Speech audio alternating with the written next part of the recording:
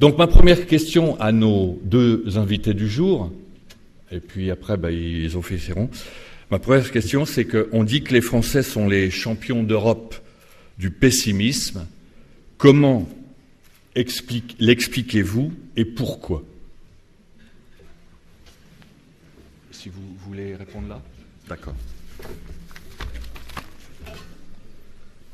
Bonsoir. Alors, on n'est pas philosophe pour rien, vu qu'on nous a grignoté pas mal de minutes. On a changé l'orientation de l'intervention. Donc, vous n'avez pas d'inquiétude à avoir. On traitera les questions, mais on va le faire d'une manière différente. On a vu avec Gilles Pellerin qui est là, et on pense que ce serait mieux. Alors, on va traiter ça en 3 parties, mais vous aurez tout loisir de poser des questions après, s'il en reste. C'est d'abord la vision que Pascal a des raisons pour lesquelles on est entré en crise et des raisons pour lesquelles on est aujourd'hui, il faut bien le dire et vous l'avez évidemment répété, dans une crise assez importante, et il essaiera, dans la mesure du possible, mais je sais qu'il va y arriver facilement, de vous dire quelles sont les raisons d'espérer. La deuxième partie que je traiterai sera exactement la même que la sienne. Sauf que si, dans les raisons et dans les causes, puisqu'on fera l'étiologie de la crise, origine et signification, que Pascal aborde, je ne les reprendrai pas. Par contre, j'aurai à la fin la joie de vous annoncer qu'il est possible de sortir de cette crise, que je le répète à l'envi, comme on dit partout où on me demande de venir, et que c'est assez surprenant, mais c'est ainsi, parce que je ne crois pas, mais on va en parler avec Pascal, qu'il s'agit d'une crise, comme on a eu des crises par le passé, mais je crois qu'il s'agit vraiment, pour moi, d'une rupture assez radicale, et qu'il serait plutôt sympathique d'envisager les solutions à venir. Donc on va envisager ça comme ça prendra, j'espère, pas trop de temps, parce que là, voilà. Donc une demi-heure, si Pascal, tu peux faire ça en une demi-heure. Moi, s'il prend un peu plus, je ferai moins. Et puis après, comme ça, vous aurez toutes les questions à poser, et en espérant, évidemment, avoir des réponses à vous proposer. Alors je suis content de revenir ici, parce que j'ai arrêté Passerelle, j'ai arrêté classe de philo, donc c'est bien pour la présentation. Et je reviens ici, évidemment, pour faire une intervention avec Pascal. Je suis réjoui voilà, de t'accueillir. Est-ce que tu peux venir maintenant pour avoir, cher Pascal, la possibilité de répondre? Merci Gérard, et merci à S Entreprises de m'avoir convié ce soir. Je voudrais commencer par une petite anecdote tirée d'un album de Tintin, L'Étoile mystérieuse. Ceux d'entre vous qui l'ont lu se souviennent que cet album commence par une catastrophe naturelle. Une étoile s'approche de la Terre, ça se passe à Bruxelles. La chaleur augmente, tous les habitants sortent en pyjama dans les rues, les trottoirs fondent, les rats sortent des égouts. Et Tintin et Milou sont très inquiets de ce qui va arriver. Et à ce moment-là, un prophète arrive avec son gong et un bonnet sur la tête. Il est habillé en robe blanche et il hurle dans les rues de Bruxelles « Repentez-vous, repentez-vous, la fin du monde est arrivée ». Il s'appelle Philippulus. Et je suis étonné par le nombre de Philippulus que compte notre pays aujourd'hui, au-delà de notre pays, l'Europe en général, de gens pour qui la fin est proche et qui nous adjurent de nous repentir de ce que nous sommes et de ce que nous avons fait. Et alors, ce qui est caractéristique de notre situation depuis une vingtaine d'années, c'est, je crois, la perte de l'avenir. Nous avons supprimé cette dimension du temps, et le temps n'est plus gros d'une promesse comme il pouvait l'être jusqu'il y a peu. Et c'est pourquoi nous sommes passés du temps des révolutions, qui a marqué tout le 19e et le 20e siècle, à un autre temps qui est celui des catastrophes. C'est-à-dire que si l'on suit l'ambiance dominante, ce que les médias nous répètent chaque jour, ce que les livres nous disent chaque jour, ce que la télévision nous assène en permanence, c'est que nous vivons quelque chose qui ressemble à la fin la fin des temps, la fin du monde, la fin de l'aventure humaine. Nous avons détruit la planète et nous devons désormais nous vouer à la seule tâche de la survie et limiter si possible les dégâts. À cette vision extrêmement noire du monde s'ajoute la fin d'un autre mythe sur lequel nous avons vécu, et en France peut-être plus que tout autre pays, qui est le mythe du progrès. À savoir que nous sommes aujourd'hui les héritiers de Pasteur, mais aussi de Frankenstein, et que pour nous, le progrès, ça n'est pas simplement la découverte journalière des bienfaits de la science et de la médecine et de la technologie, c'est au contraire une sorte de monstre qui nous entraîne irrémédiablement vers l'abîme. Et l'on remarque d'ailleurs que les images utilisées par les médias, je voyais encore il y a 2 jours sur France 2 un reportage sur le réchauffement climatique, les images sont celles de l'effondrement. Les glaciers fondent, le niveau de la mer augmente, les tempêtes se multiplient. Nous sommes d'ores et déjà dans l'univers du catastrophisme. Et ce catastrophisme ambiant, qui je crois caractérise tout à fait la mentalité, notamment de notre pays, hélas, ce catastrophisme ambiant explique que les 2 grandes métaphores qui sont utilisées pour nous décrire, nous les sociétés développées, c'est la métaphore du Titanic, donc ce paquebot merveilleux et orgueilleux qui croyait pouvoir traverser l'Atlantique et qui a sombré à cause d'un iceberg. Donc nous sommes tous, nous, civilisation industrielle, une sorte de Titanic collectif qui nous entraîne par le fond. Et puis la deuxième métaphore, c'est celle du bolide qui roule. C'est le bolide du progrès qui ne sait pas pourquoi il avance, mais qui va irrémédiablement nous pousser dans le mur. Et donc les discours sont innombrables qui nous annoncent que le rideau va tomber peut-être plus tôt que nous le prévoyons sur l'aventure humaine. Et là-dessus, les prévisions scientifiques ou autres sont extrêmement nombreuses. Alors, dans ce type de discours, il y a un recours auquel ont lieu très souvent les catastrophistes, c'est le recours de la peur. Il faut remarquer une chose, c'est que dans l'éducation classique, celle que j'ai reçue et celle que je pense beaucoup d'entre vous ont reçue, la peur c'était l'ennemi à vaincre. C'était le sentiment indigne que tout enfant, garçon ou fille, devait vaincre, devait surmonter pour devenir un adulte, notamment la peur du noir, la peur des fantômes, la peur des monstres. Or, aujourd'hui, sous le coup des avancées technologiques, dont on nous dit qu'elles entraînent des conséquences absolument imprévisibles, il semble que la peur soit redevenue un sentiment tout à fait légitime.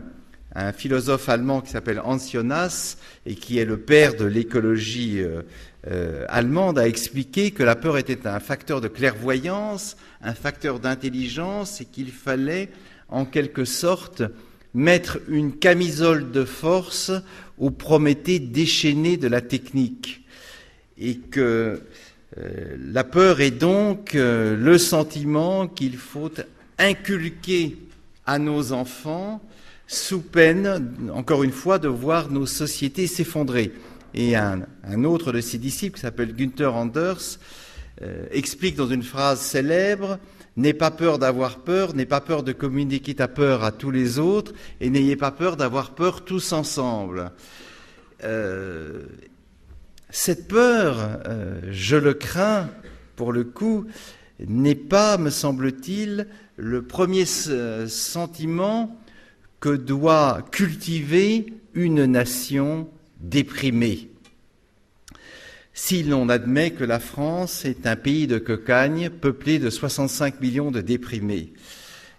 Et je remarque que la peur est entretenue, là encore, de façon perpétuelle, sur à peu près tous les sujets qui nous concernent. Alors il y en a un, forcément, qui va vous toucher, vous plus que tout autre citoyen, c'est l'alimentation.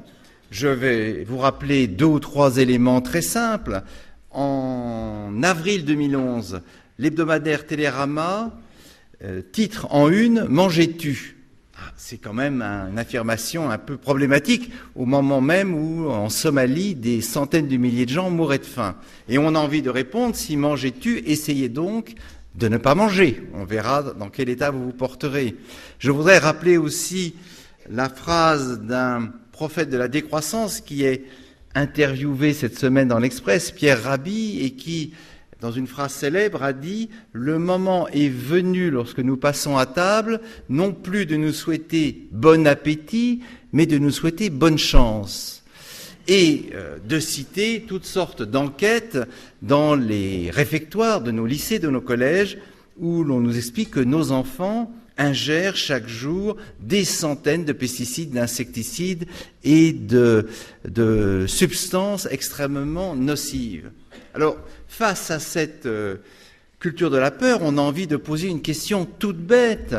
Si véritablement, comme on essaie de nous le faire croire, notre alimentation et l'industrie agroalimentaire est criminelle, c'est le mot qu'utilise Pierre Rabhi dans l'interview de l'Express aujourd'hui. Si les OGM portent potentiellement en eux un crime contre l'humanité, et si donc nos enfants absorbent chaque jour à l'école toutes sortes de cochonneries, comment expliquer qu'ils soient encore vivants et que nos sociétés sont les sociétés où l'on vit le mieux, le plus longtemps possible, et que nos sociétés apparaissent aux autres pays, notamment les pays en voie de développement, comme étant, en dépit de leurs défauts et de la crise que nous traversons, des sociétés éminemment désirables. En d'autres termes, comment pouvons-nous expliquer que nous vivions probablement dans un des meilleurs mondes possibles dans l'histoire de l'humanité et que nous donnions de ce monde-ci une image systématiquement négative et dépréciative? Car c'est ça, au fond, le nœud du problème dans notre pays. Nous ne savons plus apprécier les privilèges dont nous bénéficions à leur juste valeur. Et pour les apprécier, eh bien, il suffit de voyager de quelques centaines ou milliers de kilomètres au sud ou à l'est pour comprendre que nous sommes des enfants gâtés qui ronchonnons dans notre propre confort. Alors, le catastrophisme ambiant, je vérifie l'heure parce que je ne veux pas abuser, le catastrophisme ambiant se porte aussi sur tous les objets technologiques dont nous bénéficions. Les ondes électromagnétiques, nous venons d'échapper à une loi qui aurait interdit les ondes électromagnétiques au Parlement, les portables, les moyens de transport, l'avion. Donc il semble que tous les objets que l'homme a créés pour son confort et pour son bien-être soient désormais soupçonnés de nous détruire insidieusement. Et au fond, nous vivons aujourd'hui dans une sorte de Moyen-Âge post-technologique où les choses du quotidien sont en quelque sorte hantées par des esprits maléfiques, exactement comme au Moyen-Âge et à la Renaissance et bien après, nos ancêtres voyaient dans les forces de la nature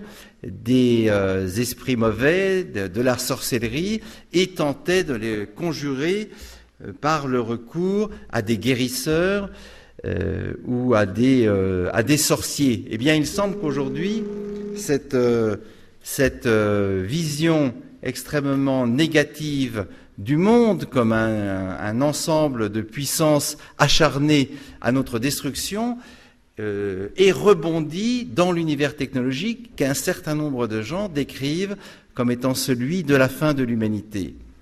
Alors, il y a une contradiction dans ce catastrophisme ambiant, et cette contradiction, nous la vivons tous les jours. Elle est la suivante: si véritablement, comme on nous l'annonce, notre univers techno-scientifique est dangereux, si toutes les professions qui en font partie, et les agriculteurs sont, vous le savez mieux que d'autres, bien souvent la cible de discours extrêmement négatifs, eh bien, si la catastrophe nous menace, au fond, pourquoi se battre? Si véritablement nous sommes promis à une sorte de baisser le rideau général de l'aventure humaine? À quoi bon changer notre mode de vie? À quoi bon troquer, par exemple, la voiture pour le vélo, les douches à la place du bain? À quoi bon adopter une alimentation strictement végétarienne? Et à quoi bon changer radicalement de civilisation si on nous explique, article après article, que de toute façon, les jeux sont faits et qu'il est déjà trop tard. Et donc, ce discours catastrophique est un curieux mélange entre le volontarisme négatif et, au fond, l'idée que déjà, nous sommes engagés, et de façon irrémédiable, sur la voie de la perdition. Alors, j'en viens maintenant à la situation française proprement dite. Pourquoi ce discours prend-il en France? Et prend-il en France peut-être plus qu'ailleurs? La première raison, c'est que, me semble-t-il, notre pays se caractérise depuis la Deuxième Guerre mondiale par un mélange tout à fait stupéfiant d'arrogance et de haine de soi. L'arrogance, c'est la certitude où nous sommes que nous constituons la grande nation par excellence. Vous savez que les Allemands aiment bien se moquer de nous et nous appellent die große Nation pour mieux souligner à quel point nous sommes désormais à la traîne derrière nos voisins germaniques. L'arrogance, c'est l'idée qu'au fond, nous n'acceptons l'Europe que si l'Europe accepte de devenir française, ce qui est de moins en moins le cas, puisque désormais, vous le savez peut-être, la division ne passe plus entre Europe de l'Est et Europe de l'Ouest, mais entre Europe du Nord, Pologne et Tchéquie comprises, et Europe du Sud, dont malheureusement nous faisons partie, en tout cas aux yeux d'un certain nombre de gens. Donc, idée que nous sommes les instituteurs du monde, que nous n'avons pas de leçons à recevoir des autres et surtout pas des pays qui réussissent. Et puis, parallèlement à cela, et c'est extrêmement triste, une haine de soi qui est probablement une des maladies les plus pernicieuses du système idéologique français et qui consiste en permanence à nous flageller, à nous considérer comme étant éminemment coupables de tous les maux de notre histoire, à cultiver de façon un peu obsessionnelle le devoir de mémoire, comme si tous les enfants qui naissaient aujourd'hui sur le sol français devaient avoir les yeux tournés vers les crimes de nos ancêtres, et qui est évidemment une façon, là encore, de perdre sur les deux tableaux. L'arrogance nous empêche d'apprendre des pays qui réussissent, la haine de soi nous interdit d'entreprendre et nous renferme en quelque sorte sur une morbidité où nous ressassons les grandes fautes de notre nation pour ne plus regarder vers le futur. Alors, il s'est passé en 2012 un événement, à mon avis, d'une très grande importance et qui a été peu noté, c'est que pour la première fois, le volume des richesses créées par les pays en développement a dépassé celui des pays développés. Cela veut dire quoi? Et je rejoins ce que disait tout à l'heure Gérard Lemarié sur la mutation. Cela veut dire qu'au fond, nous, Européens et nous, Français, nous ne sommes plus les seuls acteurs du jeu mondial, nous ne sommes plus les maîtres de la planète, nous sommes en quelque sorte désormais des acteurs parmi d'autres. Et donc, nous ne sommes plus au centre du système planétaire tel que nous avons pu l'être pendant 4 siècles. Ce qui, évidemment, fait de la France non plus la nation phare, la nation indispensable, pour reprendre un mot de Jean-Pierre Chevènement, mais désormais une nation parmi d'autres. Alors, quels sont, à mon sens, les handicaps dont nous souffrons? Et au fond, la solution découle de ces handicaps. Le premier, c'est ce qu'on pourrait appeler le complexe d'Astérix, c'est-à-dire l'idée que le monde se fermant à notre influence, que la civilisation française étant grignotée par d'autres modèles et d'autres cultures, la meilleure solution serait désormais de se barricader dans son chez-soi, un peu toute proportion gardée, comme on voit que les cités, les cités de nos grandes villes, lorsqu'elles se révoltent, se barricadent dans l'entre-soi, comme si elle-même était en quelque sorte contaminée par le modèle du village gaulois. Chacun s'enferme derrière ses frontières et refuse de s'intéresser au monde extérieur.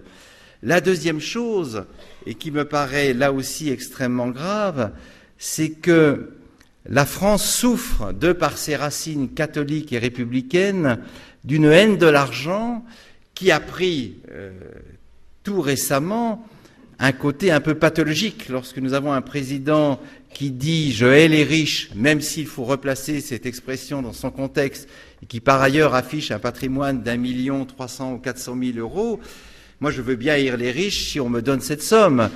Eh bien, on se rend compte qu'il y a en France une hostilité systématique vis-à-vis de l'argent, qui n'est pas une hostilité vis-à-vis des riches ou des puissants, mais qui est une hostilité vis-à-vis de la richesse en tant que telle. Alors, me semble-t-il qu'un président dynamique aurait dû dire ceci: je n'aime pas l'arrogance des puissants, et là-dessus nous sommes tous d'accord. Je n'aime pas un monde dirigé par la finance. Je n'aime pas un monde où la finance triomphe de l'esprit d'entreprise. Mais ce que je veux combattre avant tout, c'est la pauvreté qui est à tous égards humiliante pour ceux qui la subissent. Et par conséquent, le combat de tout politique et de tout chef d'entreprise, c'est de combattre la pauvreté et d'arracher les Français au fléau du chômage et du besoin, et non pas de désigner la richesse comme étant la source de tous nos maux. Et de cette haine de la richesse découle en France un troisième trait, c'est la haine de la réussite. Là encore, il faut voyager à l'étranger, il faut aller notamment chez nos amis américains pour comprendre qu'aux États-Unis notamment, mais aussi dans d'autres pays d'Europe, la réussite en tant que telle est valorisée. Elle est valorisée doublement, elle est valorisée pour des gens qui bénéficient de diplômes, mais aussi pour des gens qui n'ont passé aucune école, qui n'ont aucun diplôme en main, et qui tout d'un coup, par un trait de génie, se mettent chez eux, dans un garage, pour reprendre le fameux exemple de Steve Jobs, se mettent à créer un objet qui va devenir ensuite indispensable au monde entier. Et cette haine de la réussite en France, cette idée selon laquelle toute personne qui réussit dans son métier est soupçonnable d'un méfait. Et je voudrais rappeler la phrase de Balzac: derrière chaque grande fortune, il y a un grand crime. Et bien, cette idée-là, elle est évidemment éminemment préjudiciable à notre jeunesse. Et comment s'étonner que dans les 10 dernières années, près d'1 demi-million de jeunes diplômés, pas simplement des expatriés fiscaux, mais diplômés, aient quitté la France, se soient rendus en Belgique, au Luxembourg, à Londres, aux États-Unis, en Argentine, au Brésil ou ailleurs, parce que ce sont des pays qui ne méprisent pas l'esprit d'entreprise, et ce sont des pays qui ont une révérence pour la réussite, car la réussite n'est pas un signe de culpabilité comme on voudrait nous le faire croire, mais elle est tout simplement l'aspiration normale de chaque être humain à améliorer sa condition. Et donc, je dirais, quelles sont les raisons de rester optimiste? Il y en a une fondamentale: la situation ne pouvant être plus désespérée qu'elle est aujourd'hui, il faut plus que jamais se battre pour en sortir. Et je crois que, là encore, plus que jamais, une course de vitesse est engagée entre les forces du désespoir, qui veulent nous tirer vers le bas, et les forces de l'audace, que j'en suis sûr, vous incarnez tous. Merci. Alors, premièrement, j'adhère absolument à ce que vient de dire Pascal. Je savais que j'allais adhérer, et c'est la raison pour laquelle je savais comment j'allais partir, je savais comment j'allais rebondir, et je savais aussi comment j'allais finir. Comme je ne veux pas jamais refaire 2 fois la même chose, 2 fois le même discours, s'il y a parmi vous des personnes qui m'ont entendu ailleurs, parce que nous sommes tous de plus en plus invités, de moins en moins les économistes, puisque s'ils avaient la solution, évidemment qu'ils nous l'auraient donnée, et surtout, ils ne nous auraient pas plongé dans la situation dans laquelle on se trouve. Et comme je suis un dingue de Twitter, il y a des gens qui ont tweeté en disant « Tiens, c'est curieux, j'ai revu un économiste parler aujourd'hui, venir de façon sentencieuse nous dire comment sortir de la crise. » Et il disait quasiment la même chose à chaque crise. S'il y avait évidemment de la part des économistes des règles et des moyens de nous sortir de la crise, je crois évidemment que cela serait fait.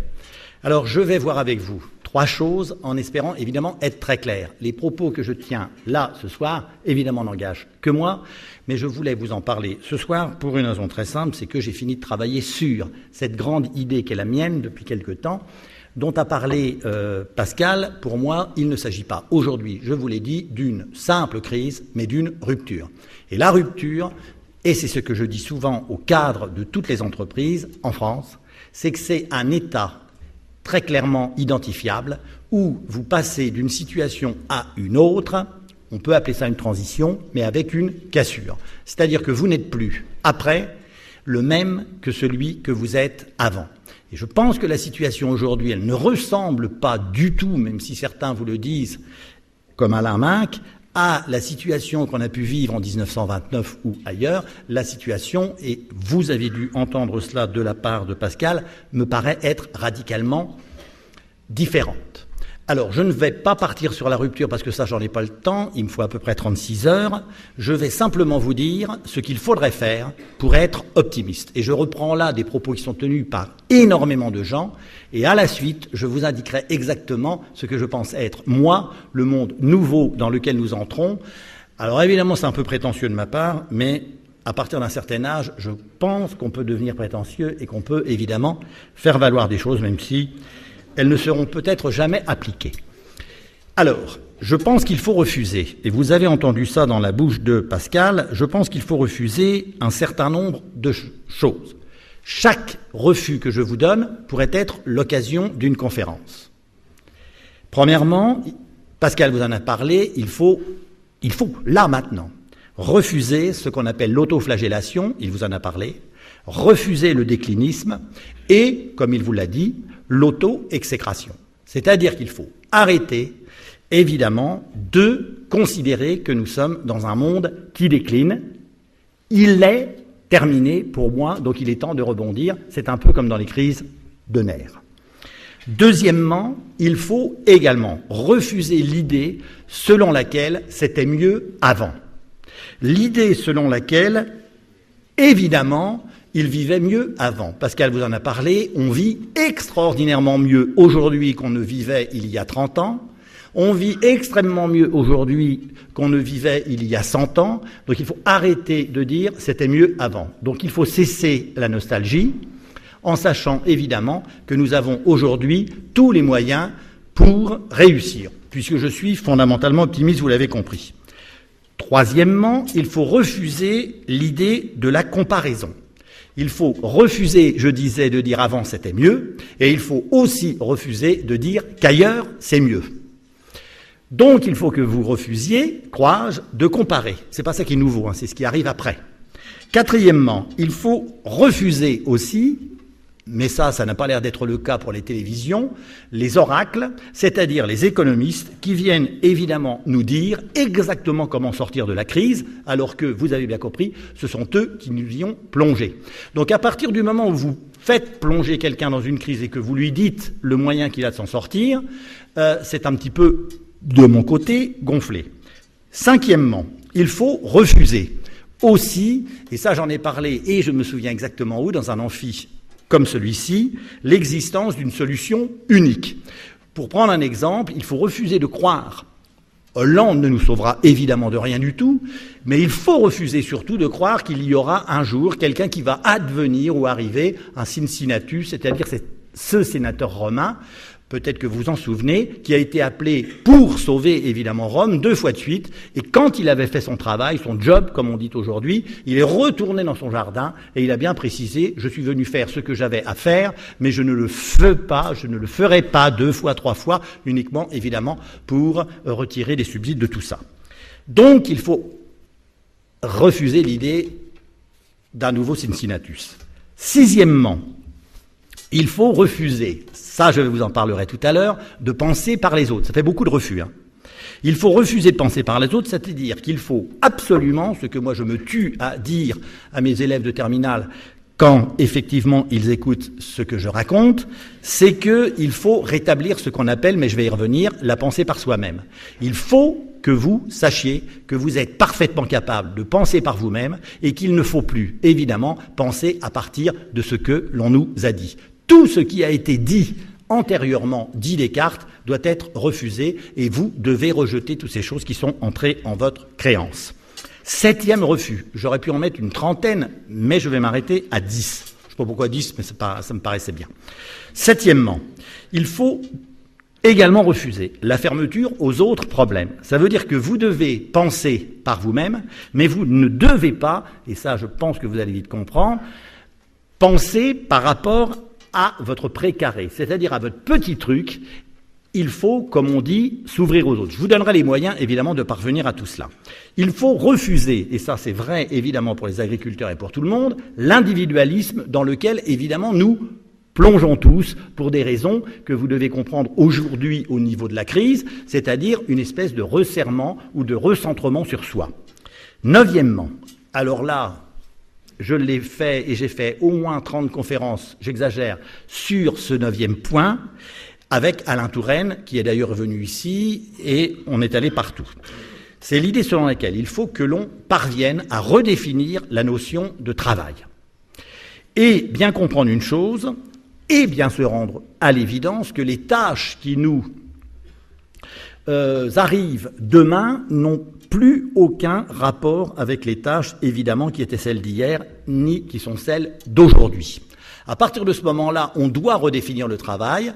Pour les grands spécialistes de Adam Smith, au 18e, Adam Smith disait dans son livre sur les richesses, nous sommes au 18e, que par la richesse, on va pouvoir évidemment gagner plus. Ça a été repris, vous savez, en travaillant plus, on gagne plus, et chacun sait, si vous voulez, que ça n'est pas juste, ça n'est pas vrai, et qu'il faut redéfinir la notion de travail, comme, d'ailleurs, on l'a redéfini au 18e siècle.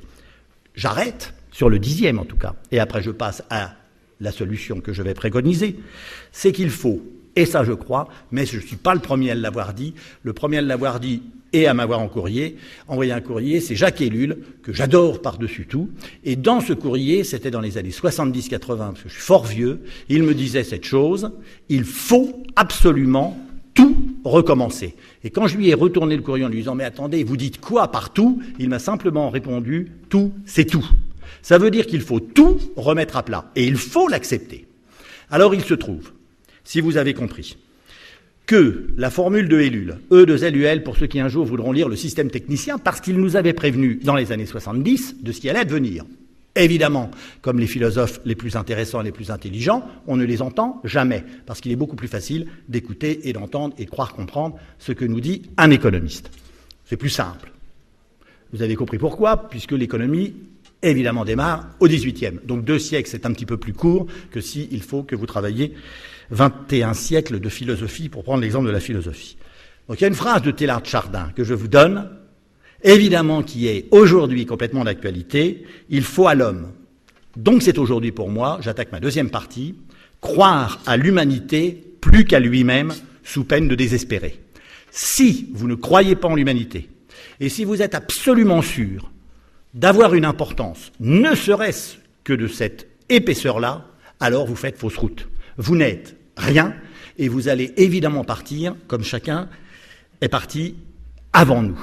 Et tant qu'on n'a pas l'idée que nous formons un groupe, tant que nous n'avons pas l'idée que nous formons cette humanité, et que c'est cette humanité qui doit avancer, à partir de ce moment-là, évidemment, que nous n'irons nulle part. La vie de l'homme, je redis une phrase de Teilhard de Chardin qui m'apparaît comme ça, la vie de l'homme, disait-il, et je la crois aujourd'hui vraie, a cessé de lui être particulière. Donc il va falloir que l'on la défende. Et pas seulement pour nos enfants, et pas seulement pour ceux qui nous sont proches, et pas seulement pour les membres de sa famille, en étant content, évidemment, d'ouvrir des PEA, de les bloquer pour lui, en se disant, nous, on est blindés. Ceci est terminé. Je ne dis pas ça pour que vous, évidemment, me donniez à la sortie la totalité de ce que vous avez, mais je dis simplement que c'est la réalité telle que je la sens. Deuxième partie. qu'est-ce que l'on doit faire? Alors là, vous n'êtes pas obligé d'être d'accord avec moi. Sur le premier constat, je crois que vous allez l'être. Sur la deuxième chose, ça va être un peu plus compliqué. C'est que Pascal vous a parlé tout à l'heure, je crois, de l'amour de soi, en tout cas, absolument rejeter l'idée de la haine de soi. Il faut, ça c'est ce que disait sœur Emmanuelle, ici, et quand je l'avais fait venir au Parc des Expos, elle avait dit à 2500 personnes, il faut absolument que vous vous aimiez. Il faut absolument que vous ayez de vous une estime sans précédent. Et tant que vous vous aimez, ce qui ne veut pas dire que vous allez être prétentieux, alors vous allez comprendre ce que je voudrais que vous compreniez ce soir. Quand vous avez quelqu'un dans une entreprise, ça m'est arrivé de devoir le faire, qui vous dit, et aujourd'hui on l'entend partout, travailler ou pas travailler, qu'est-ce que ça change puisque de toute façon je ne touche pas plus? Eh bien il suffira de lui dire, entre travailler et pas travailler, si ça ne change rien, autant que tu travailles. Je suis... Autre chose, et après j'aborde pour que vous ayez la possibilité de poser des questions. Quand, si vous voulez, on parle de crise, quand on parle de rupture comme je le pense et comme je le sens,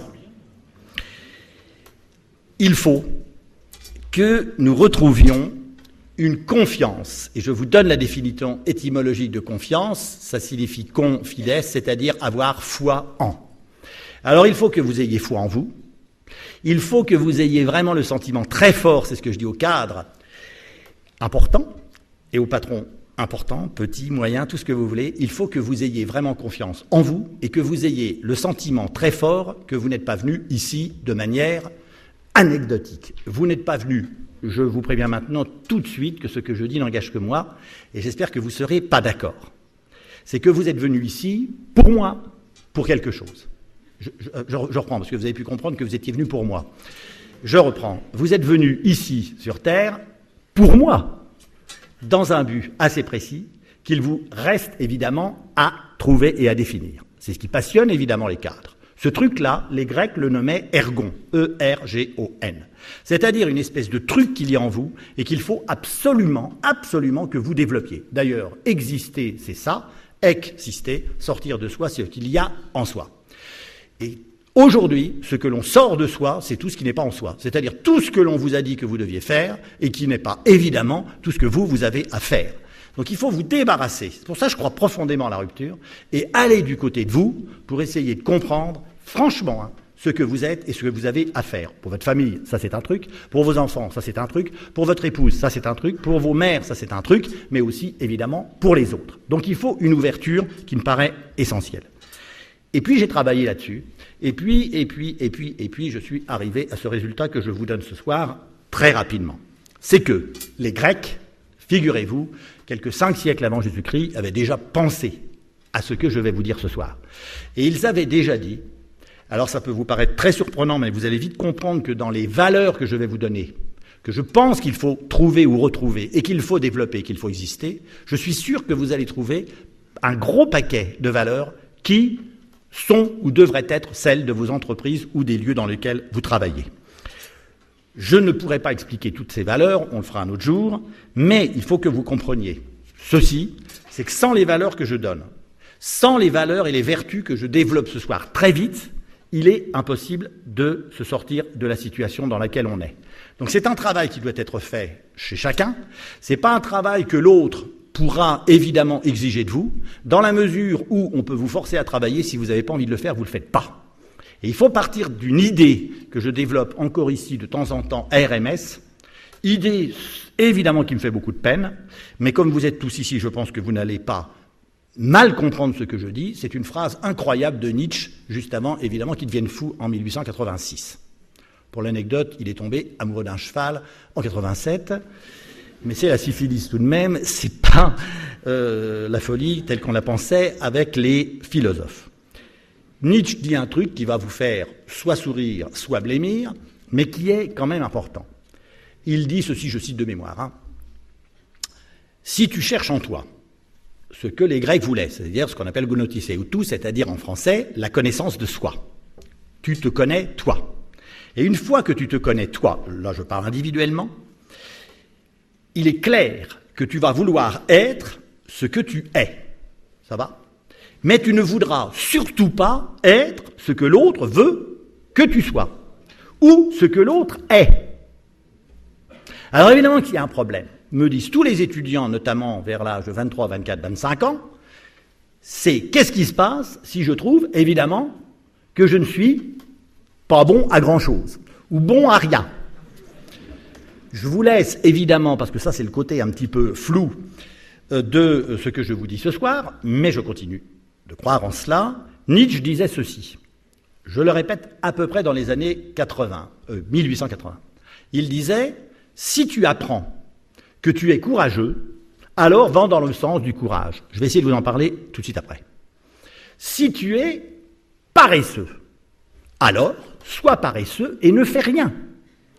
Mais si tu sens, ce qui est mon cas et ce qui est le cas de Pascal, ce qui est le cas évidemment de tous ici, que tu aimes à travailler, travaille. Mais il faudra un jour que tu comprennes, toi qui es paresseux, je ne dis pas feignant,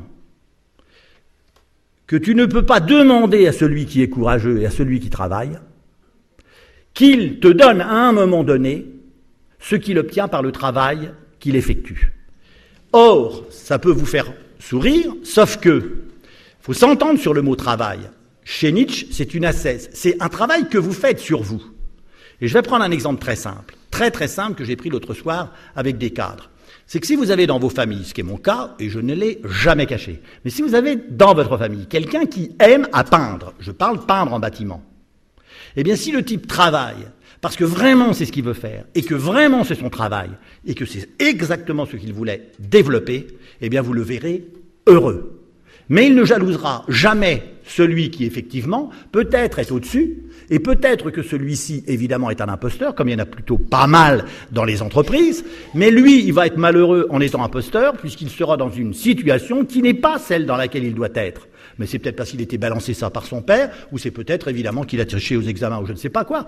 Mais il faut arrêter de dire qu'il y a des tâches qui sont bien parce qu'elles gagnent beaucoup, et qu'il y a des tâches qui sont faibles parce qu'elles ne gagnent pas beaucoup.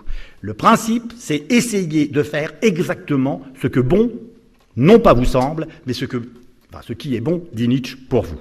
Alors, comme il est 7h15, et que j'ai encore un tout petit peu de trucs à vous dire, je passe à la troisième phase. Et comme je vous ai dit, il n'y en a que 3.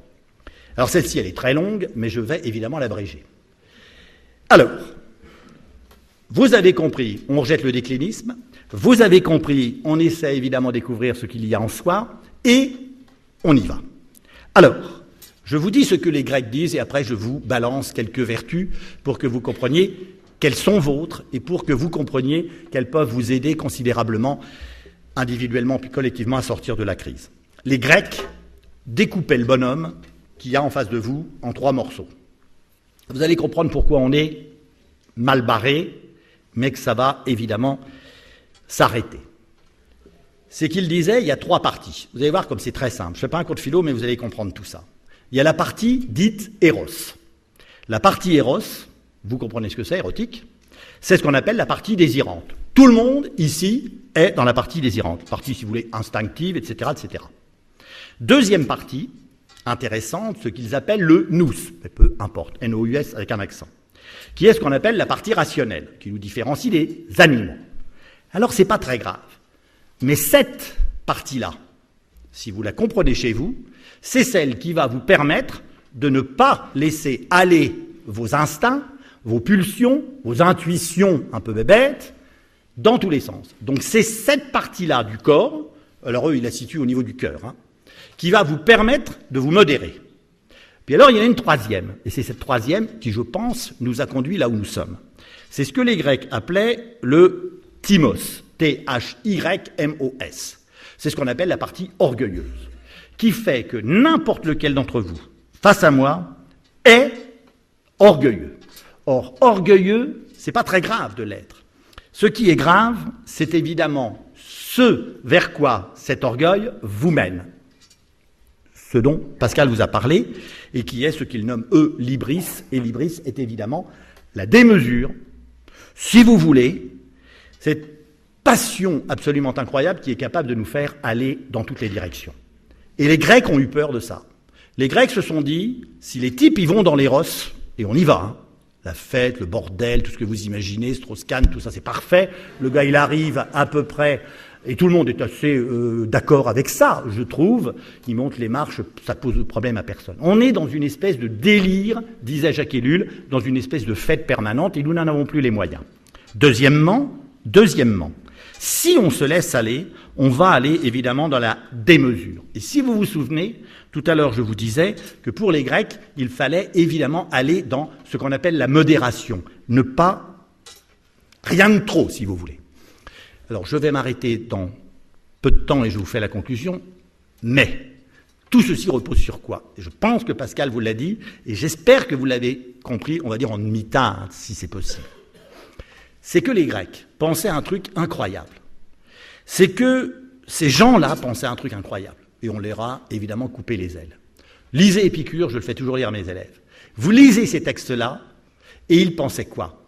Eh bien qu'au moment où vous alliez dans la démesure, dans la folie, vous faites n'importe quoi, ce qu'on a fait, à partir du 19e, ça a été une folie complète.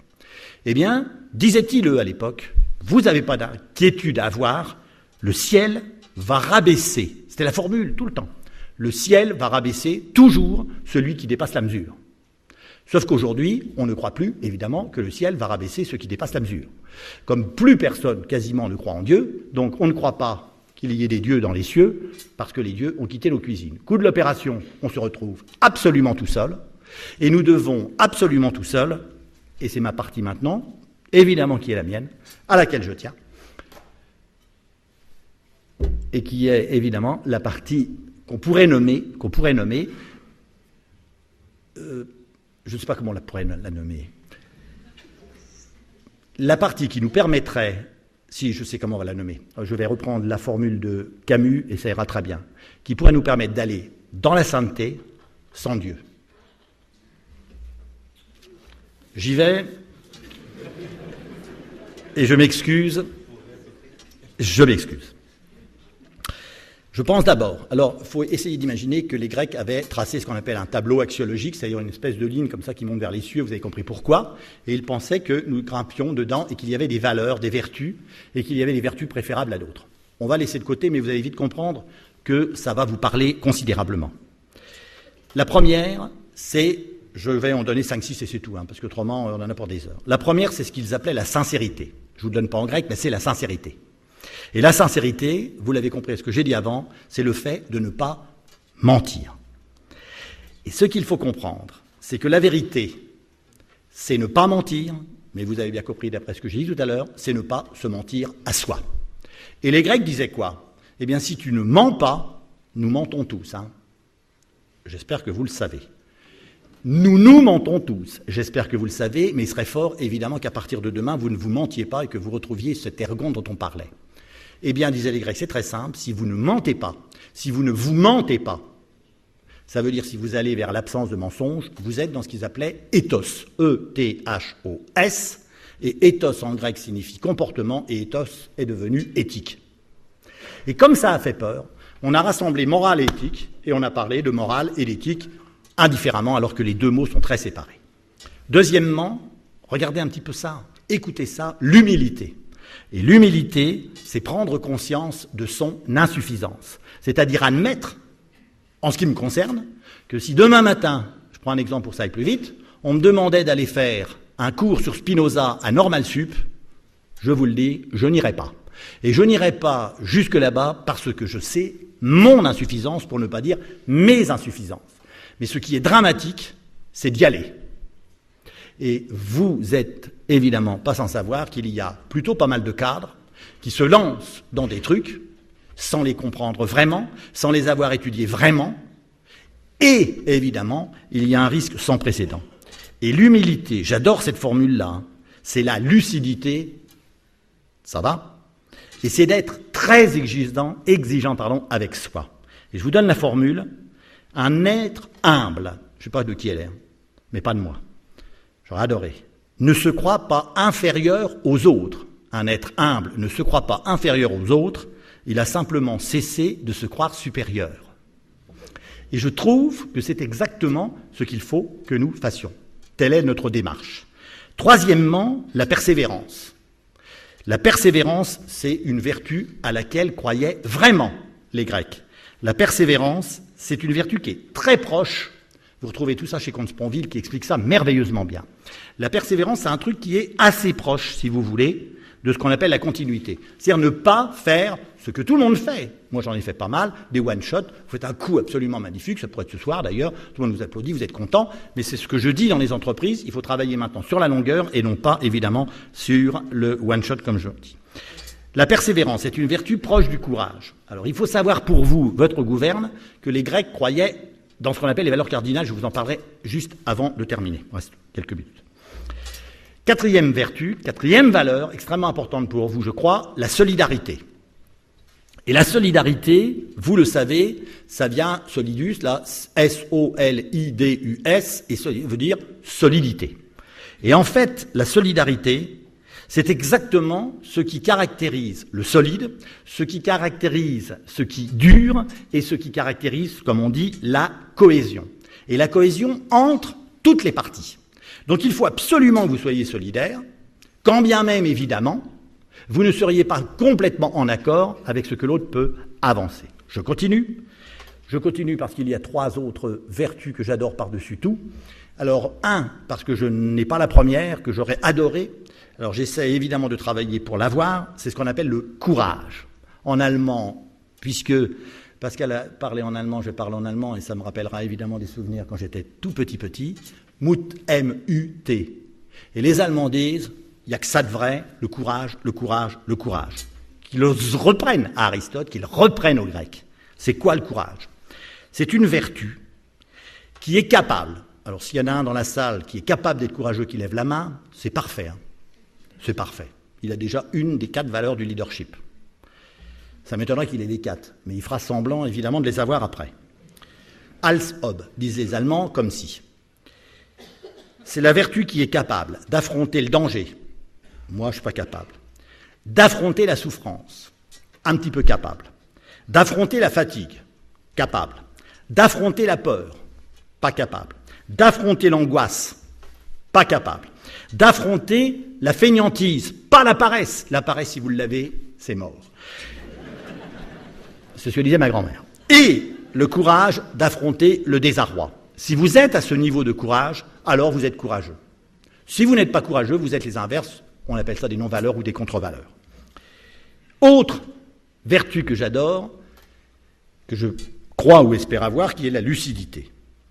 La lucidité, ça revient à ce que j'ai dit tout à l'heure, c'est voir ce qui est et non pas voir les choses comme on voudrait qu'elles soient.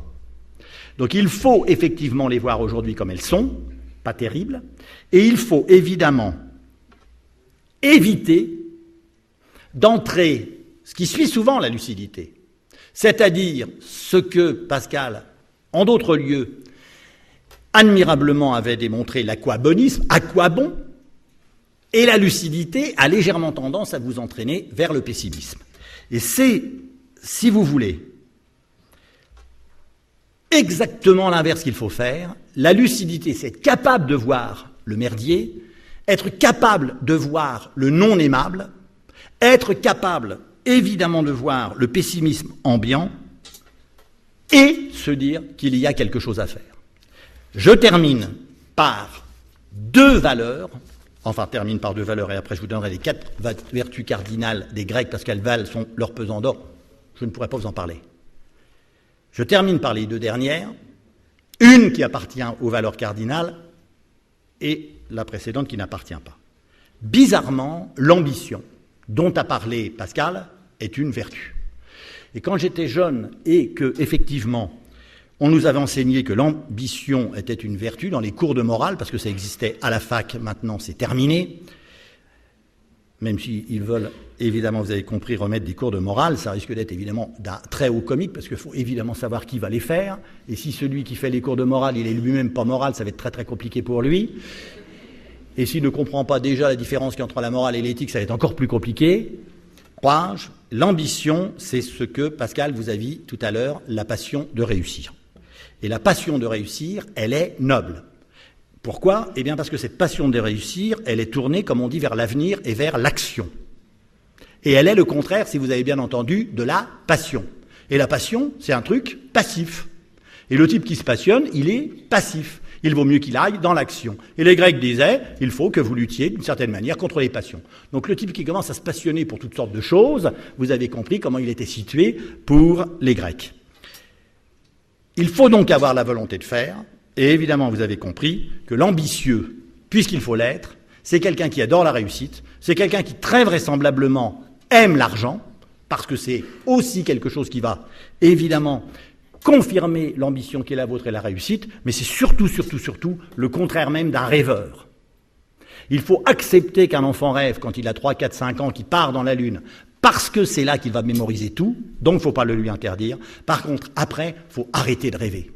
Et il faut arrêter de dire qu'il y a des lendemains qui chantent, ceci pour moi est terminé. Si vous voulez que les lendemains chantent, il va falloir que vous les fassiez chanter vous-même. Je termine. C'est ma conclusion, mais j'en ai vraiment, Gilles, pour 2 minutes. C'est parfait. On est top. C'est que les Grecs parlaient de 4 valeurs. Les 4 valeurs, pour vous montrer, c'est d'ailleurs, c'est comme ça que l'on dit, on appelle les valeurs cardinales, et cardo en grec veut dire le gond, vous savez, qui soutient la porte. Et qui va vous permettre de, si ça vous intéresse, on ne le fera pas ce soir, de vous faire passer de l'autre côté du miroir, vous ouvrez la porte, et une fois que vous l'avez ouverte, tout est possible derrière. Mais il faut ouvrir la porte. Et je vous donne les 4 valeurs, attention, que moi j'ai pas, vers lesquelles j'ai essayé de tendre, comme je le disais tout à l'heure. Mais je crois que c'est la solution. Franchement, individuellement, il faudrait que vous tendiez vers ça, et que vous fassiez en sorte que les autres tendent vers ça. Il y a 4 valeurs. La prudence, ce qu'on appelle être prudent dans les affaires, c'est ce qu'on appelle d'ailleurs en philosophie la sagesse pratique. Phronésis pour ceux qui iront voir du côté de la philosophie. Deuxième valeur, disaient les Grecs, la tempérance. Donc vous voyez, il faut y aller mollo quand même. Et la tempérance, c'est la modération, mais c'est aussi, d'une certaine manière, la prudence. Il ne faut pas s'affoler. Ma grand-mère me disait, sans avoir jamais fait de philosophie, loin s'en faut, il faut jamais que tu mettes tes œufs dans le même panier. Alors, je ne voyais pas du tout quand j'étais jeune de quel œuf elle parlait, parce que je ne faisais pas du tout la relation avec l'argent, mais elle me disait surtout ne jamais mettre ses œufs dans le même panier. Elle était d'une certaine manière tempérante. Troisièmement, le courage. Le courage, je vous en ai parlé, c'est chez les Grecs une force d'âme incroyable. Incroyable. Et puis vous avez la dernière, dont a parlé évidemment tout à l'heure Pascal, qui est la justice.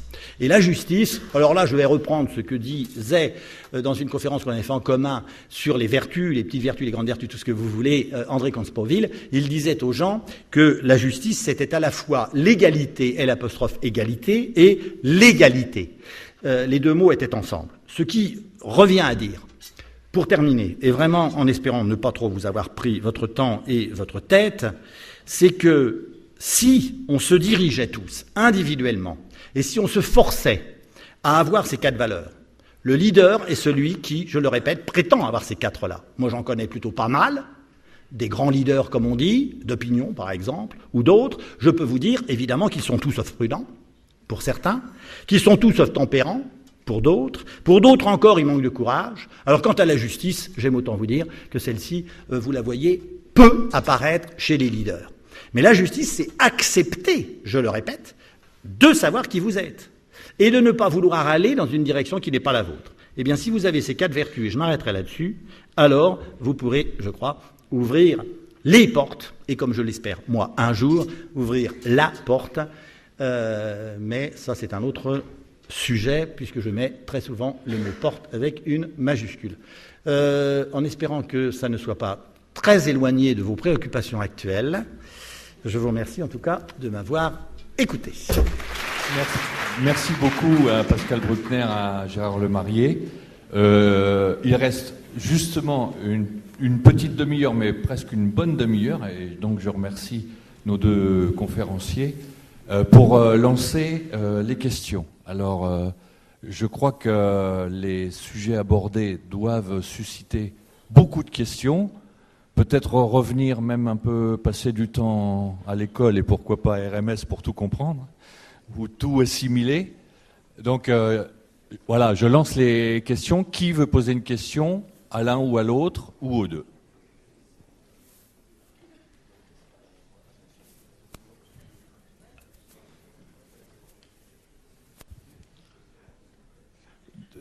Donc l'histoire reste toujours à peu près la même, c'est le verre à moitié vide ou à moitié plein. Et sauf que nos perceptions, elles se sont tournées de plus en plus vers le côté négatif. Et une fois qu'on ne croit plus au progrès ou à la croissance, après vient, je pense, et ça vous ne l'avez pas exprimé, la peur de la transmission, qu'est-ce qu'on va laisser ? Et je pense que tout parent a envie de laisser plus à ses enfants qu'il a eu lui-même. Et vous avez peu évoqué la transmission. Et puis, il y a aussi une autre chose qui m'a un petit peu choqué, c'est que voilà, cette culture qui, peut-être de la révolution, du progrès, elle a cessé. Et on n'arrive pas à la remplacer par d'autres choses, et qui est l'action de chacun qui, pierre après pierre, monte le mur de la vie. Qu'est-ce que vous en pensez ? D'abord, l'attaque contre le progrès n'est pas nouvelle, puisqu'au fond, l'idée même de progrès naît dans un procès qui est adressé à cette notion qui apparaît au XVIIIe et au XIXe siècle. Simplement, il semble qu'aujourd'hui, la haine du progrès soit partagée par un certain nombre d'élites, et que c'est ça qui est inquiétant. C'est qu'une fois qu'on a critiqué tous les aspects négatifs du développement, de l'industrialisation, une fois qu'on a dénoncé les dégâts écologiques qu'entraînent la technique et la science, ça n'est pas une raison peut-être pour s'en débarrasser et pour jeter le bébé avec l'eau du bain. Pour moi, la meilleure illustration d'idée de progrès, c'est quand même le miracle absolu qui consiste à prendre un médicament qui va dissiper votre mal de tête ou votre douleur ou de subir une opération chirurgicale. Et donc, dans ce domaine-là, il me semble que aucun d'entre nous ne peut récuser la nécessité impérieuse de croire dans le progrès. Nous pouvons limiter ses effets, nous pouvons penser qu'il ne peut pas s'appliquer à tous les domaines, nous pouvons penser également qu'il n'y a pas de lien fondamental entre le progrès matériel et le progrès de la conscience humaine, puisque le XXe siècle a prouvé au contraire que la barbarie la plus atroce pouvait coïncider avec de hautes technologies, mais si l'on arrête du jour au lendemain l'idée de progrès, donc si on s'en détache, si on pense comme le fait par exemple le camp des décroissants que l'humanité doit revenir en arrière, revenir aux années 50, aux années 30, voire au 19e siècle, si l'on pense que les Amish, par exemple, cette communauté protestante en Amérique du Nord qui roule en carriole, c'est notre avenir à nous, et que donc nous devons bannir à la fois l'électricité, le moteur et tout cela, eh bien, je ne suis pas certain que cette perspective réjouisse la jeunesse, ni même d'ailleurs les adultes. Et donc je crois qu'il y a là un nouvel obscurantisme qui est en train de gagner nos sociétés et contre lequel il faut se battre par tous les moyens. Parce que si des gens ont envie de vivre sous la yourte ou ont envie de revenir à la traction à cheval libre à eux, ils sont entièrement indépendants et maîtres de leurs actes, mais de là à vouloir entraîner la société entière en arrière, ça me paraît être un acte extrêmement grave et dangereux. Et donc le problème de la transmission, vous l'avez dit, je crois que la question posée par tout le monde, c'est quel monde allons-nous laisser à nos enfants? Il faut la renverser. Quels enfants allons-nous laisser à ce monde qui vient? Est-ce que nous allons laisser des enfants à qui nous aurons inculqué jour après jour la panique, la peur, l'effroi devant la nouveauté, la haine du risque? Ou est-ce qu'au contraire, nous allons armer nos enfants pour affronter le monde qui vient et qui ne sera pas, contrairement à ce qu'on dit, forcément un monde pire que celui que nous avons connu. Il n'est pas vrai, l'avenir n'est pas écrit et nous devrions nous ouvrir aussi à ce que Proudhon a appelé la fécondité de l'imprévu. Il peut y avoir des bonnes nouvelles et je suis frappé par le fait que nous insistons en permanence sur les aspects sombres de notre monde. On oublie simplement que depuis 20 ans, 1 milliard d'hommes sont sortis de la misère, que l'espérance de vie a augmenté de 30 ans en Chine et en Inde, que l'Afrique est en train de décoller littéralement, que des pays comme le Brésil et l'Argentine connaissent un boom économique impressionnant. Et au fond, pourquoi peindre de couleurs absolument négatives un monde qui est très contrasté. Donc, c'est l'éducation, effectivement, qui va transformer nos enfants ou bien en spectateurs passifs et démoralisés d'un monde qui leur échappe, ou au contraire en acteurs, décider de remodeler cet univers à leur façon et d'en être eux aussi les acteurs de plein droit. Monsieur Bruckner, j'aurais voulu que vous nous parliez du principe de précaution dans cette histoire de régression, de progrès, de non-progrès. Est-ce que vous pouvez nous en donner, nous dire quelques mots? De précaution pose un problème fondamental. Donc, il est apparu à la suite de l'affaire du sang contaminé, quand on s'est aperçu, et d'ailleurs à juste titre, que la médecine, la science, et je pense aussi à l'affaire de la vache folle, l'alimentation pouvait parfois engendrer des monstres. Et donc tout ça a permis à un certain nombre de législateurs d'imaginer un principe de précaution qui n'est pas tout à fait la prudence dont parlait tout à l'heure Gérard, et la précaution qui consiste à s'interdire de lancer sur le marché une molécule ou un produit ou une semence ou de construire une usine si l'on ne peut pas garantir absolument que la molécule en question ou le produit n'est pas dangereux dans les 10 ou 20 années à venir. Et alors, c'est en ce sens que le principe de précaution est devenu petit à petit un principe de disqualification de toute espèce d'innovation. Et nous en sommes là. Et alors, cela explique par exemple les commandos anti-OGM qui interviennent en France aujourd'hui, la méfiance envers la robotique, les nanotechnologies, les biotechnologies, toutes frappées du sceau de la malédiction. Et à chaque fois, on rappelle de façon grandiloquente que la science, en croyant émanciper l'homme, l'a en réalité asservi à son règne et que maintenant, il est temps de s'émanciper de notre croyance naïve dans les pouvoirs de la technique et de la science.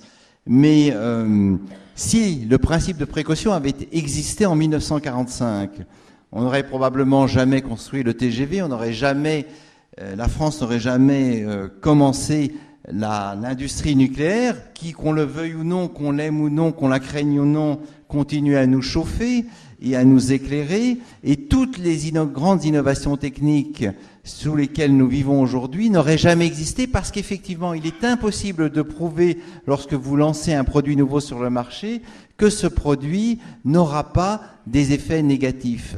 Et donc, le principe de précaution est devenu l'alibi constitutionnel grâce auquel nous interdisons toute espèce d'invention au motif que nous ne pouvons pas prévoir les conséquences de nos actes. Effectivement, nous ne sommes pas omniscients, mais je crois qu'il faudrait remplacer le principe de précaution par la notion de prudence, c'est-à-dire l'art de se diriger dans une histoire incertaine. Mais comme me disait un ami qui est chirurgien neurobiologiste, il dit: lorsqu'un patient entre dans mon cabinet parce qu'il a une tumeur au cerveau et qu'il me demande les chances de mourir pendant l'intervention ou au contraire les chances de réussir, et je lui réponds, me dit cet ami, il me dit: c'est vrai, oui, il y a toujours un risque dans une opération chirurgicale, surtout dans une région aussi sensible du corps que le cerveau, mais vous avez un risque encore plus grand, c'est le risque de guérir.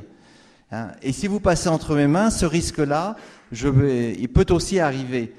Et donc, il est quand même frappant de voir à quel point la France est devenue une société hostile au risque. Je vais prendre un exemple, parce que c'est l'actualité, l'interdiction de la cigarette électronique. C'est quand même étonnant. Moi, je ne fume pas et je comprends parfaitement qu'on élève les enfants en les mettant en garde contre les dangers de la cigarette, mais croire que les adolescents n'ont pas la jugeote suffisante pour comprendre, en voyant des gens fumer des cigarettes électroniques, que cela ne doit pas les entraîner forcément dans une consommation effrénée de tabac, et donc considérer que le citoyen est en lui-même un enfant que l'État se doit d'éduquer et de redresser, c'est quand même prendre globalement les Français pour des sous-développés, ou en tout cas pour des êtres qui ne sont pas capables d'accéder à la maturité. Et Et donc, je pense que l'État est utile, mais que le premier devoir d'un entrepreneur ou d'un citoyen, c'est de ne pas tout attendre de l'État. Notamment, l'État n'a pas à nous dire en aucune façon ce qui est bien ou ce qui est mal pour chacun d'entre nous. Je reviens sur cette idée de progrès. C'est Walter Benjamin qui avait dit que l'idée de progrès doit être liée à l'idée de catastrophe. Quand les choses suivent leur cours, c'est la catastrophe. Alors je pense qu'il faut bien réfléchir à la deuxième partie de sa phrase. Quand les choses suivent leur cours, c'est la catastrophe.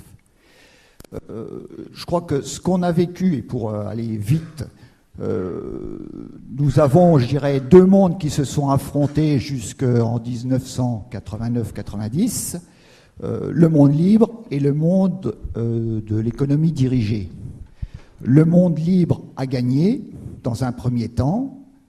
Il a cru, je dirais, qu'il pouvait s'affranchir de toute hubris, hein, on y revient à votre terme grec que j'aime bien, et aujourd'hui on voit ce qu'il en est. Je dirais que tout concourt à laisser faire les choses, et quand on laisse faire les choses, bon, on le voit avec la finance, ça court en fait à la catastrophe.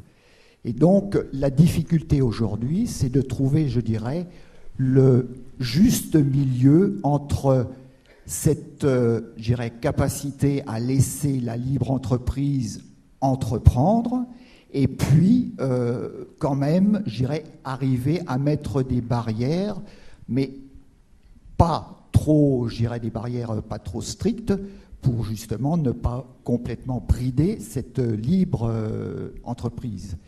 Et je crois qu'il y a un philosophe qui a réfléchi pas mal à cette question aussi, c'est Jean-Pierre Dupuy, dans entre autres, je dirais un petit livre très dense d'ailleurs, pour un catastrophisme éclairé. Alors il a, je dirais, créé, si on peut dire, un oxymore, collé catastrophisme et puis le mot éclairé. Et je crois que, enfin, c'est très intéressant, sa réflexion est très intéressante.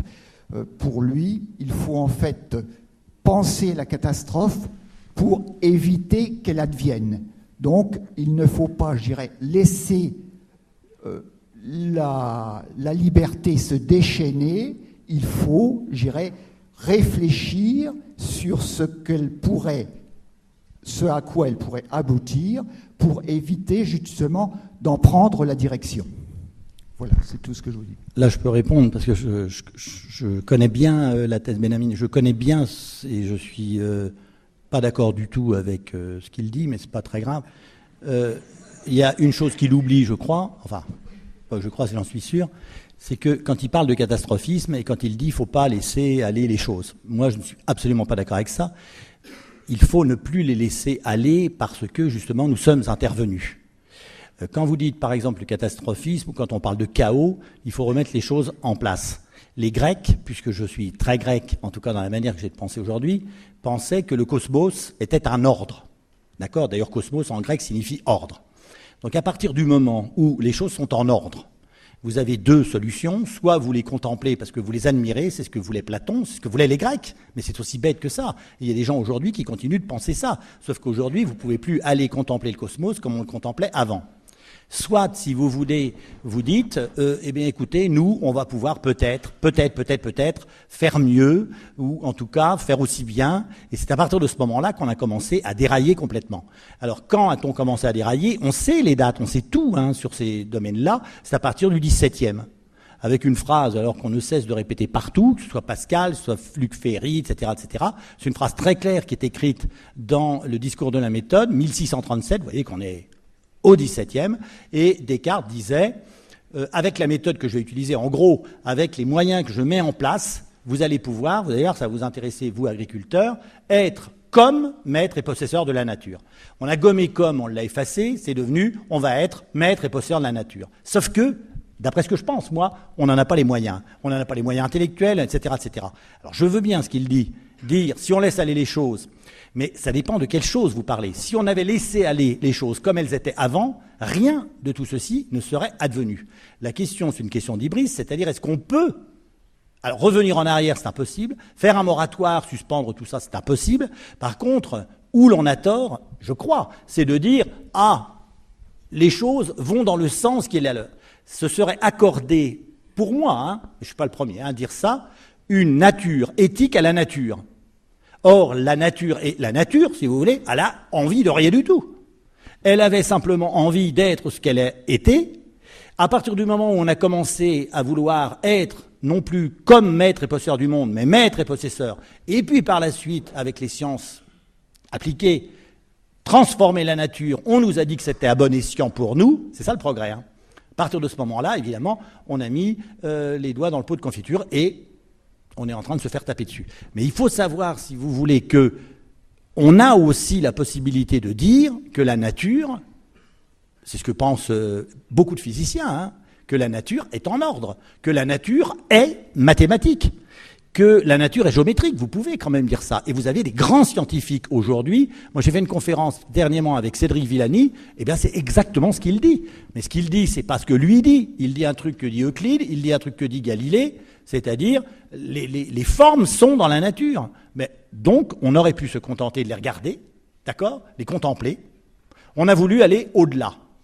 Et bien maintenant, on paye. Mais à partir du moment où on dit on paye, je suis d'accord avec Pascal, il faut arrêter de dire « Ah, on a fait des conneries, on a fait des conneries, on a fait des conneries ». Maintenant, on est dans une période où il faut faire avec. Parce qu'on ne peut pas revenir en arrière. C'est absolument impossible. Mais il n'a pas non plus le droit de dire que la nature, enfin les progrès de la nature, je ne sais pas quand, mènent au catastrophisme. Il mélange, si vous voulez, les deux idées grecques qui sont le cosmos et le chaos. Et le chaos est antérieur au cosmos, chez les Grecs, pardon. Et du chaos est sorti le cosmos. Mais pour que du chaos sorte le cosmos, on ne va pas faire un cours aujourd'hui, mais c'était passionnant, pour que du chaos sorte le cosmos, tel qu'il est, la nature, l'ordre, il faut évidemment qu'il y ait, pour les Grecs, pour Einstein, pour beaucoup au XXe siècle, quelqu'un qui organise le truc. Et c'est ce qu'on a perdu. C'est aussi ce qu'on a perdu. L'idée selon laquelle, avant l'ordre, il y a un ordonnateur. Oui. Oui, mais dans votre question, il y avait déjà une réponse qui était contenue, c'est-à-dire que le grand défi qui se pose à nous, et spécialement à vous, monde agricole, c'est celui de concilier le progrès et le respect de l'environnement. Or, il faut quand même constater dans ce domaine le pas considérable qu'on a fait depuis un demi-siècle. C'est-à-dire qu'on est toujours en train d'insister sur les aspects noirs de l'industrialisation. Mais par exemple à Paris, on respire un air qui est meilleur en 2013 qu'il ne l'était en 1960, où on suffoquait littéralement sous les pots d'échappement. La surface forestière de la France a quasiment doublé depuis le 19e siècle. Donc c'est-à-dire que nous avons beaucoup plus de forêts qu'autrefois. Les normes qui s'appliquent à chaque entrepreneur aujourd'hui, quel que soit le domaine où il intervient, ces normes sont d'une complexité et doivent être respectées sous, évidemment, sinon cet entrepreneur ne pourra pas mener à bien son projet. Donc, on insiste, à mon avis, beaucoup trop sur la violation de la nature que nous aurions entreprise.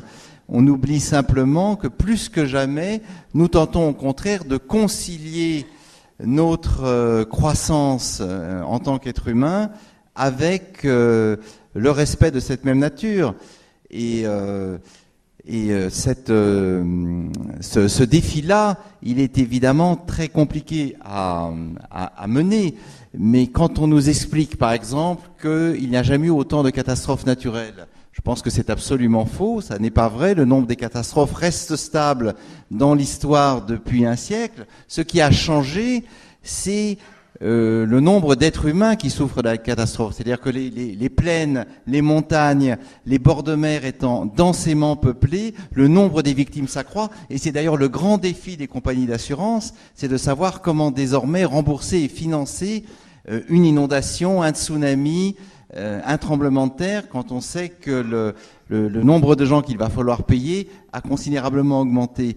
Mais donc effectivement, pour rebondir sur ce que disait Gérard tout à l'heure, la nature ne peut pas être notre code. La nature n'est ni bonne ni mauvaise, elle est profondément indifférente. Elle nous met au monde, mais aussi elle nous tue, elle a ses virus, ces phénomènes monstrueux.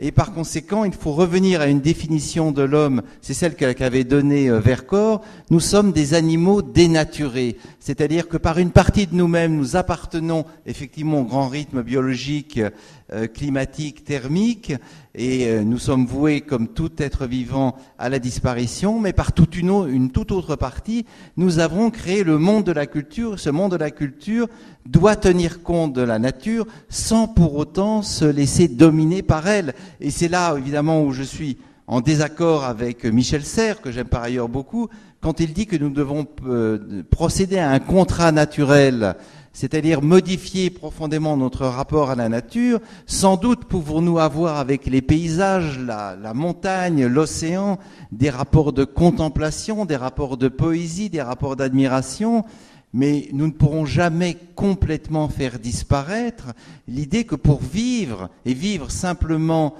biologiquement, nous devons exploiter la nature, la cultiver, forer des puits, construire des villes, exploiter les richesses minières. Donc c'est tout le problème aujourd'hui que pose par exemple le gaz de schiste, et que face au phénomène d'une nature déchaînée, nous ne pouvons pas nous contenter de passer un contrat. Essayez donc de passer un contrat avec un tsunami. Et que par conséquent, le grand travail des sociétés humaines, c'est aussi de se placer dans une logique des catastrophes possibles. Et c'est pourquoi d'ailleurs les gouvernements engagent à leur service des scénaristes qui sont chargés de tout prévoir dans la logique du pire pour précisément nous épargner les dégâts majeurs qu'engendrent les inondations, les tremblements de terre, les dérèglements climatiques majeurs. Et donc en ce sens, nous sommes dans la nature, nous sommes avec la nature, mais nous sommes aussi contre la nature. Et il faut garder présent à l'esprit ces trois dimensions-là.